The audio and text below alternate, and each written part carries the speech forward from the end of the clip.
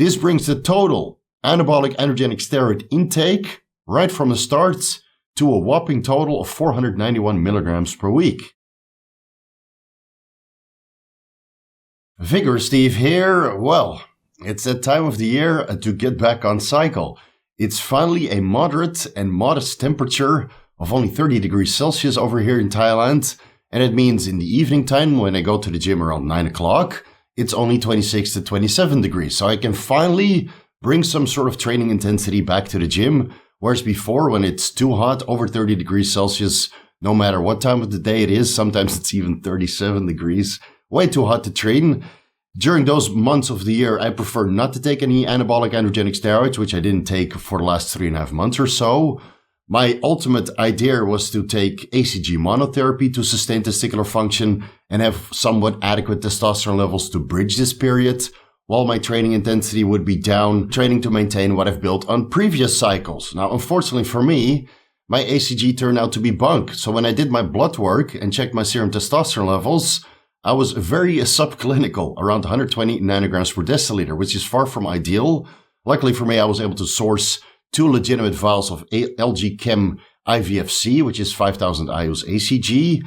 I ran that for approximately 2 weeks, raising my total testosterone concentrations to about 240 nanograms per deciliter. Again, I wasn't expecting the world because at this point in time, I was probably without testicular function for months on end, whereas before the MSD Pregnil was shown to work on my blood work results. So there was a period of, let's say, 8 weeks, 13 weeks in duration where I wasn't using ACG, even though I thought that I was.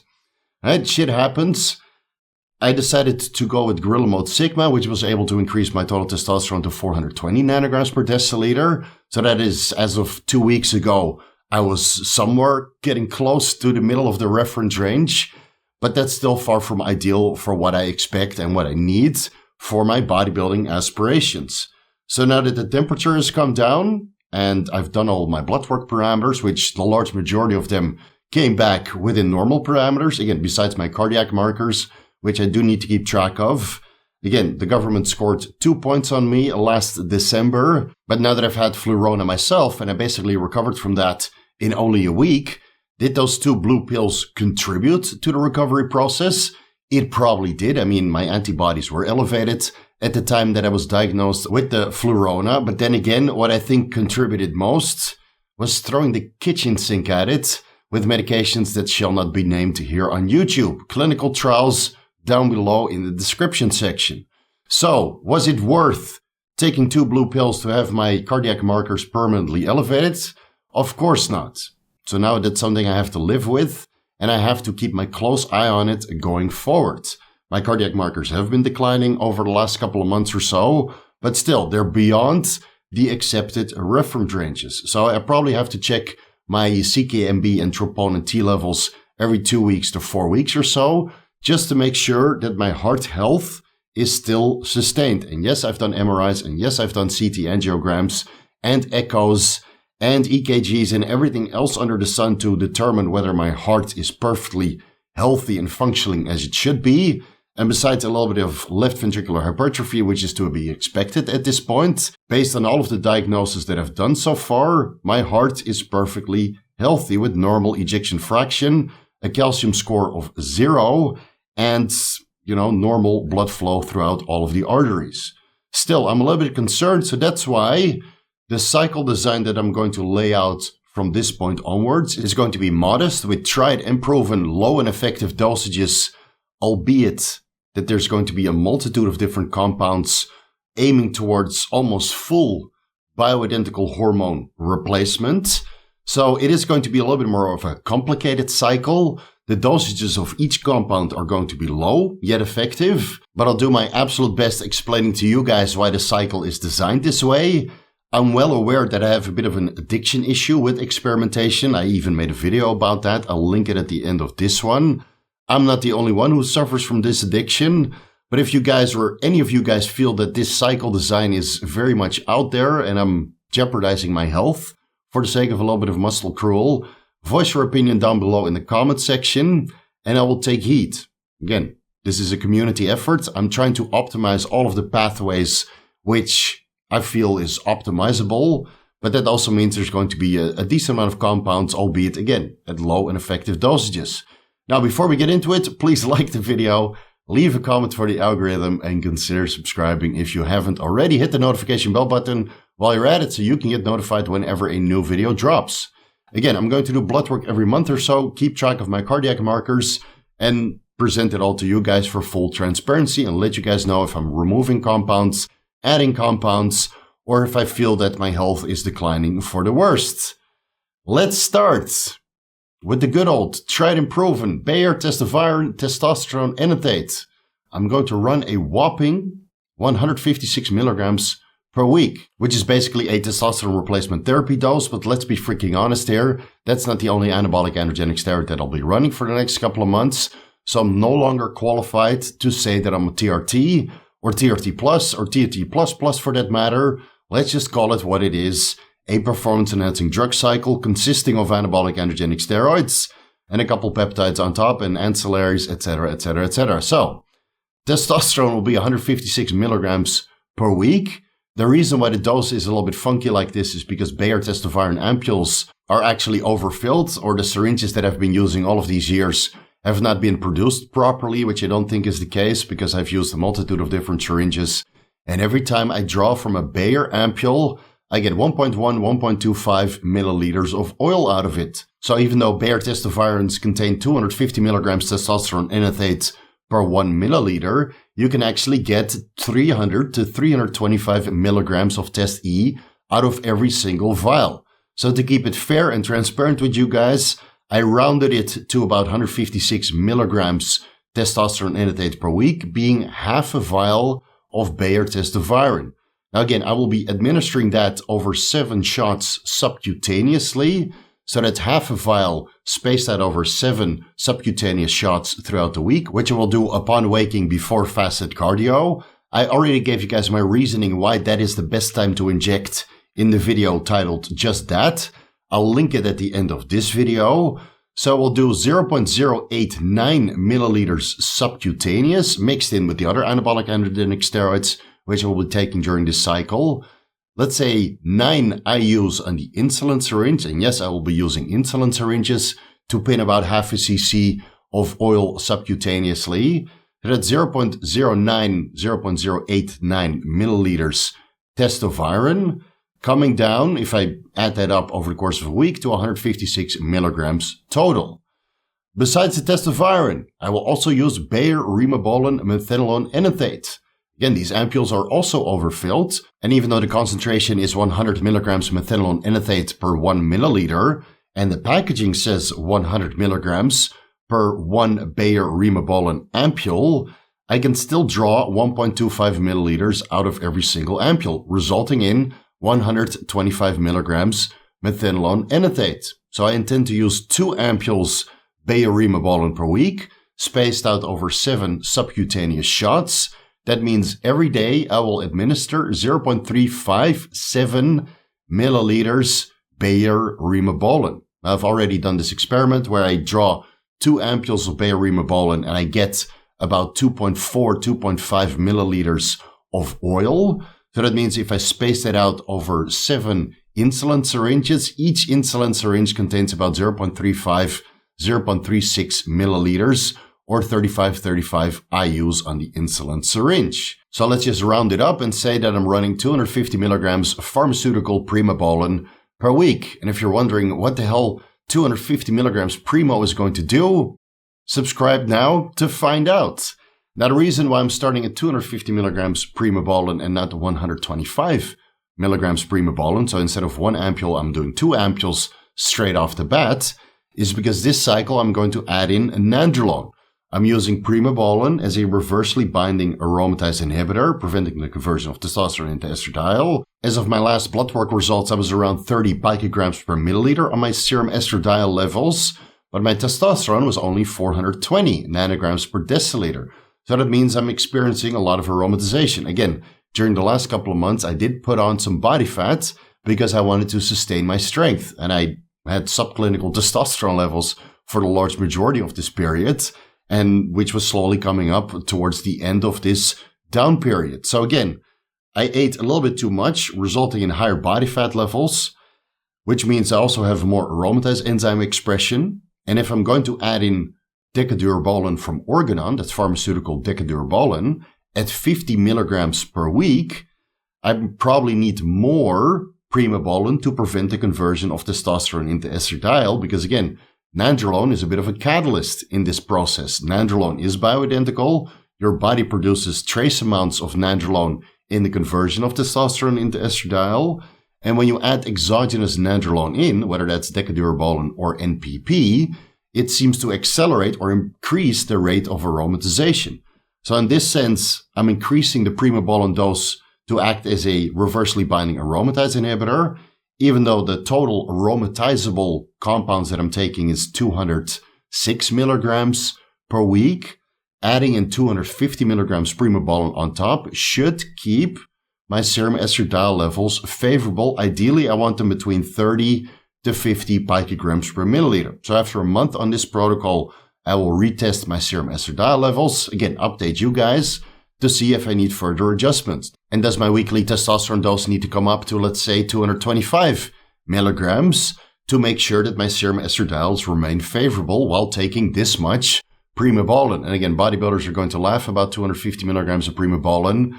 I'm trying to stay alive here and not megadose my way to 2000 milligrams anabolic androgenic steroids per week, which I've done in the past, but those days are pretty much behind me. So I'm going to be running Organon Decadurabolin at 50 milligrams per week. I get about 1 to 1.1 milliliters of oil from every single Organon Decadurabolin ampule. Now, I've used Decadurabolin from Organon years back when I did a Nandrolone only cycle, and I can't really remember if I got a surplus of oil during that time. I've only opened one ampule so far, preloading my syringes for this week. So I can say that it contains about 100 milligrams to, let's say, 110 milligrams for every single vial. So I'm just going to say that I'm running 50 milligrams, if you want to round that up, 55 milligrams of Decadurabolin per week, which comes down to, with daily administrations, to 0.071 milliliters, or about 7 IUs on the insulin syringe. So if I combine that on a daily basis, again, I will be combining the castor oil from the Bayer Testoviron and Primobolan, and the Arachis oil from the Organon Decadurabolin, more on that later, in a single insulin syringe, inject that subcutaneously, but first I have to backfill this insulin syringe because, of course, it will be impossible to use an insulin syringe to draw from an ampule. And the needle from the insulin syringe isn't long enough. So I draw from all of these ampules and transfer that to a sterile vial, shake it up, then draw with a 3 milliliter syringe using an 18 gauge needle, and then backfill each insulin syringe for the day that I'm going to use it.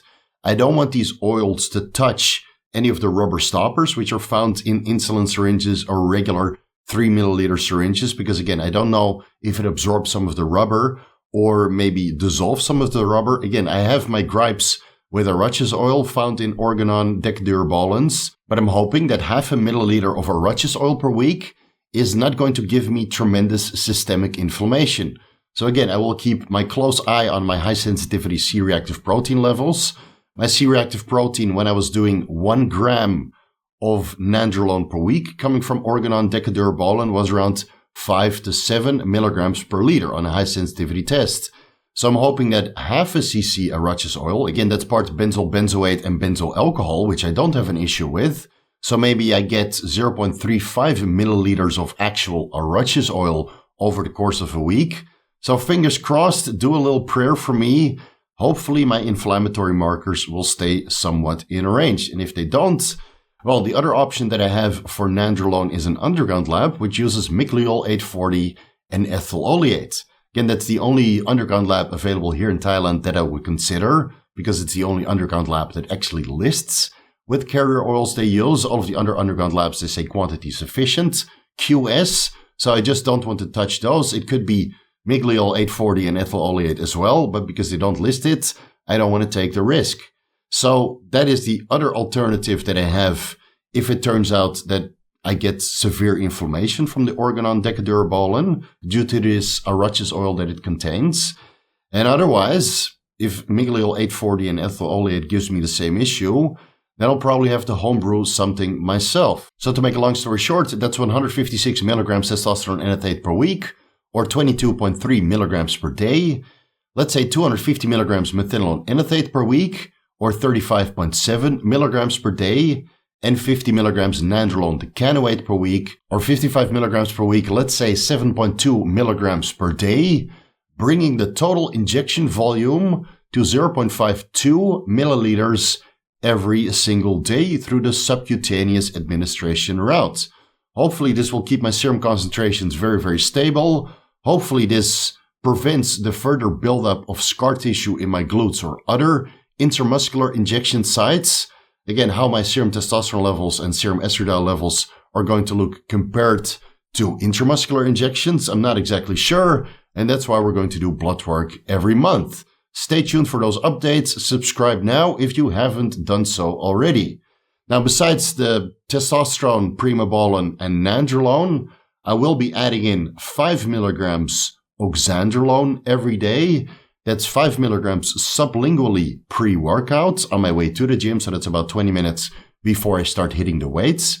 5 milligrams sublingually on the way to the gym, and on my rest days, I will take 2.5 milligrams in the morning and in the evening to space that out because I don't need an acute response because I'm not training that day. And before I forget, the Oxandrolone that I'll be running for now is semi-pharmaceutical grade.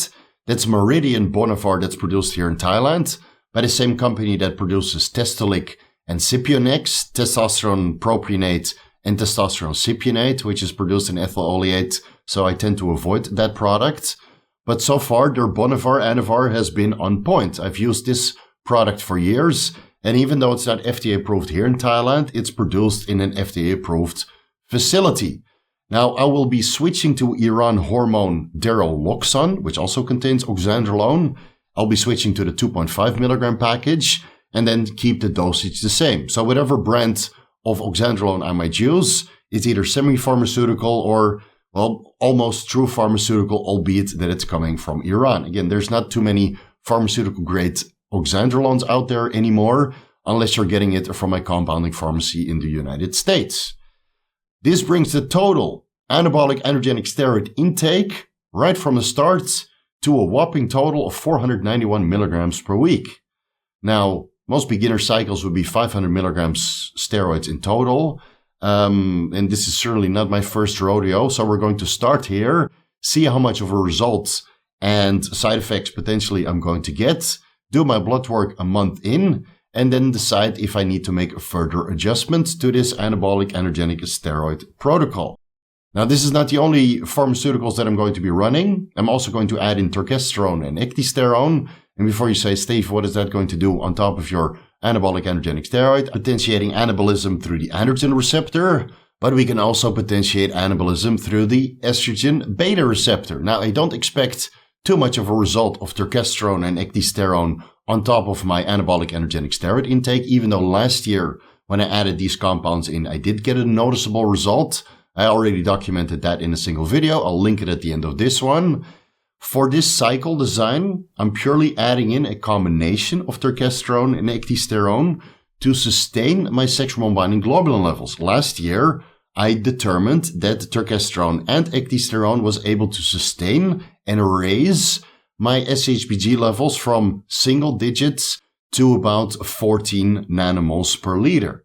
Now again, this is a very minor and small increase, but I'm trying to optimize all of the pathways. So if I can take two compounds which have similar effects, one by increasing anabolism through the estrogen beta receptor, albeit that it's contributing a little bit, and also sustaining SHBG levels, which needs to be sustained to increase cyclic adenosine monophosphate concentrations within skeletal muscle. When androgens bind to the sexual binding globulin receptor complex, and with androgens I mean the testosterone, the methinolone, the nandrolone, and the oxandrolone, with sufficient SHBG concentrations, I can get androgen-mediated gene transcription to a higher extent than I can solely get when testosterone, Primobolan, Nandrolone, and Oxandrolone are bound to the androgen receptor by themselves. Again, this is a little bit of a niche anabolic pathway that can be optimized with a Turkesterone or Ecdysterone, and how much it will contribute to the overall picture, I'm not entirely sure. But then again, I am sponsored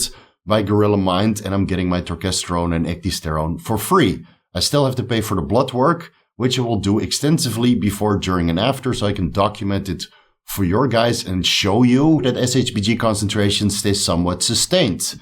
I'll be using 50 milligrams Turkesterone plus 50 milligrams Ecdysterone, so that's 1 capsule each, 3 times per day. So that's 150 milligrams Turkesterone and 150 milligrams Ecdysterone per day, a total of 300 milligrams spaced out over 3 servings. Hopefully, putting Turkesterone and Ecdysterone together, 1 plus 1 is 3. Maybe there's some synergy there. Again, I'm not sure. I've heard very good anecdotal reports from people who are drug-free that took Turkesterone and Ecdysterone together, and they say that it's better than Turkesterone by itself or Ecdysterone by itself. So I'm going to combine both, 150 milligrams of each over the course of the day, 50 milligram servings, and then fingers crossed I get some anabolism out of it, and I'm able to sustain my SHBG levels while taking testosterone, Primobolan, Nandrolone, and Oxandrolone with daily micro-administrations. And again, as we all know, daily micro-administrations bring your SHBG concentrations down the lowest because you have this steady and constant influx of androgens, plus the conversion of testosterone to estradiol is reduced with daily micro-administrations, and it's the estradiol that contributes to SHBG production in the liver. So I'm hoping to catch some of that and restore some of that with the Turkesterone and Ecdysterone. Moving on to the peptides. After 1 year without exogenous growth hormone, I'm going to add it back in, starting with 1.2 IUs nordytropin,